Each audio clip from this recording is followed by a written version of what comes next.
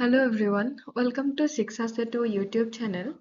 আজিৰ এই ভিডিঅ'ত অসমৰ যিকোনো প্ৰতিযোগিতামূলক পৰীক্ষাৰ বাবে অসমৰ ৰাষ্ট্ৰীয় উদ্যানসমূহৰ অতি গুৰুত্বপূৰ্ণ প্ৰশ্ন কেইটামান লৈ অনা হৈছে। গতিকে ভিডিঅ'টো আপোনালোকে শেষলৈকে চাব বুলি আশা কৰিলো। আজিৰ ভিডিঅ'ৰ প্ৰথমটো প্ৰশ্ন হৈছে অসমৰ প্ৰথম ৰাষ্ট্ৰীয় উদ্যান কোনখন? অপশ্যন এ কাজিৰঙা ৰাষ্ট্ৰীয় উদ্যান, অপশ্যন বি মানস ৰাষ্ট্ৰীয় উদ্যান, অপশ্যন চি নামেৰি ৰাষ্ট্ৰীয় উদ্যান আৰু অপশ্যন ডি ডিব্ৰু-চৈখোৱা ৰাষ্ট্ৰীয় উদ্যান। ইয়াৰ উত্তৰ আমি সকলোৱে জানো অসমৰ প্ৰথমখন ৰাষ্ট্ৰীয় উদ্যানৰ নাম আছিলে কাজিৰঙা ৰাষ্ট্ৰীয় উদ্যান।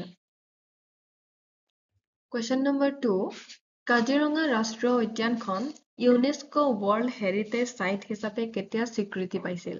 আমাৰ যিখন ৰাষ্ট্ৰীয় উদ্যান আছে কাজিৰঙা সেইখন কেতিয়া ইউনেস্কো ৱৰ্ল্ড হেৰিটেজ সাইট হিচাপে স্বীকৃতি পাইছিল? অপশ্যন এ আছে 1985, অপশ্যন বি আছে 1990, অপশ্যন চি 1982 আৰু অপশ্যন ডি 1974।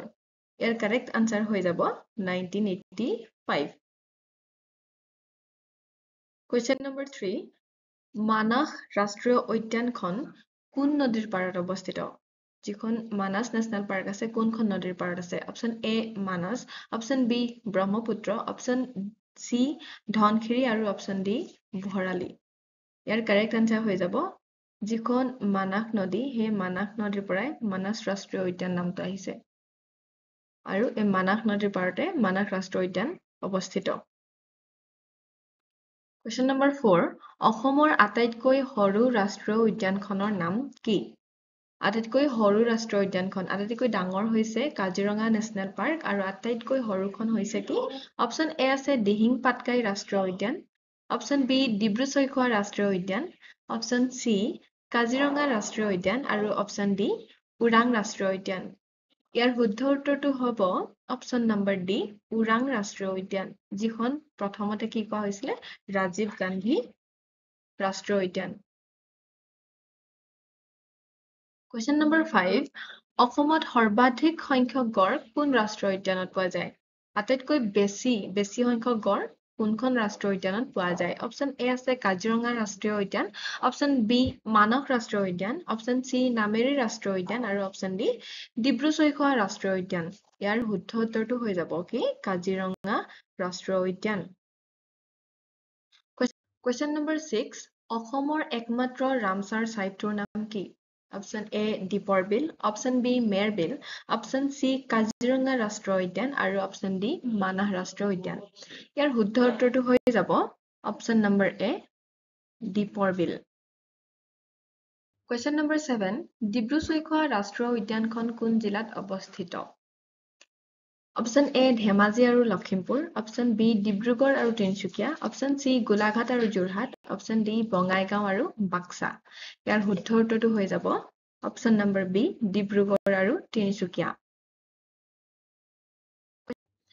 Question number 8, অসমৰ সৰ্বশেষত ঘোষণা কৰা ৰাষ্ট্ৰীয় উদ্যান কোনখন? অপশ্যন এ ৰায়মনা ৰাষ্ট্ৰীয় উদ্যান, অপশ্যন বি ডিব্ৰু-চৈখোৱা ৰাষ্ট্ৰীয় উদ্যান, অপশ্যন চি নামেৰি ৰাষ্ট্ৰীয় উদ্যান আৰু অপশ্যন ডি চিকনাঝাৰ ৰাষ্ট্ৰীয় উদ্যান। ইয়াৰ শুদ্ধ উত্তৰটো হ'ব অপশ্যন নম্বৰ ডি চিকনাঝাৰ ৰাষ্ট্ৰীয় উদ্যান।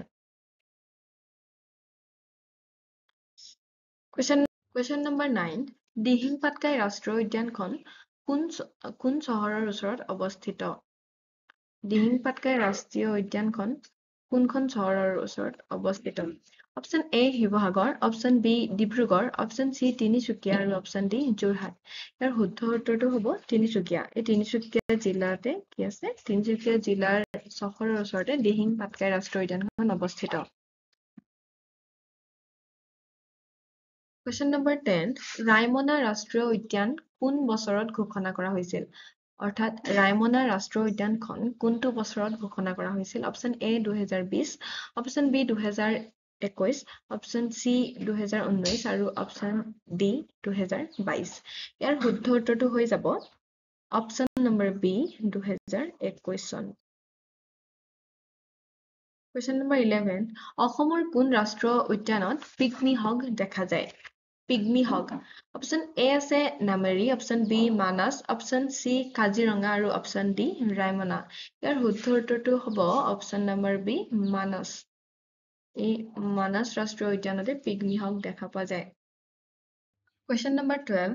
কাজিৰঙা ৰাষ্ট্ৰীয় উদ্যানত কোন উদ্ভিদ বিশেষকৈ বিখ্যাত? Option A আছে শালগছ, Option B elephant grass, Option C bamboo, and Option D teak. Here correct answer হ'ব elephant grass. Side picture লগাই থোৱাই আছে, আপোনালোকে মন কৰিলে দেখিব এলিফেণ্ট গ্ৰাছ কোনবিলাকক কয়, এইবিলাক দেখিছেনে? এইখিনি হৈছে এলিফেণ্ট গ্ৰাছ আৰু এই পিকচাৰটো চাব পাৰে। Question number 13. অসমৰ প্ৰথমখন এলিফেণ্ট ৰিজাৰ্ভৰ নাম কি? প্ৰথমখন এলিফেণ্ট ৰিজাৰ্ভ, অপশ্যন এ আছে দিহিং পাটকাই ৰাষ্ট্ৰীয় উদ্যান, অপশ্যন বি ডিব্ৰু-চৈখোৱা ৰাষ্ট্ৰীয় উদ্যান, অপশ্যন চি কাজিৰঙা ৰাষ্ট্ৰীয় উদ্যান আৰু অপশ্যন ডি আছে মানাস ৰাষ্ট্ৰীয় উদ্যান। ইয়াৰ শুদ্ধ উত্তৰটো হ'ব দিহিং পাটকাই ৰাষ্ট্ৰীয় উদ্যান। দিহিং পাটকাই ৰাষ্ট্ৰীয় উদ্যানত বহু পৰিমাণে হাতী পোৱা যায়। Question number 14. এইটো 14 হ'ব লাগিছিলে। নামেৰি ৰাষ্ট্ৰীয় উদ্যান কোন ৰাজ্যৰ সীমান্তত অৱস্থিত? Option A Meghalaya, option B Arunachal, option C Nagaland আৰু অপশ্যন ডি মণিপুৰ। ইয়াৰ কাৰেক্ট আনচাৰ হৈ যাব option number B Arunachal Pradesh. আজিৰ ভিডিঅ'ত ইমানখিনিয়ে আছিল আৰু ভিডিঅ'টো যদি আপোনালোকে শেষলৈকে চাইছে ধন্যবাদ আৰু এই ধৰণৰ ভিডিঅ' পাই থাকিবলৈ আপোনালোকে মোৰ চেনেলটো ছাবস্ক্ৰাইব কৰি ল'ব। Thank U.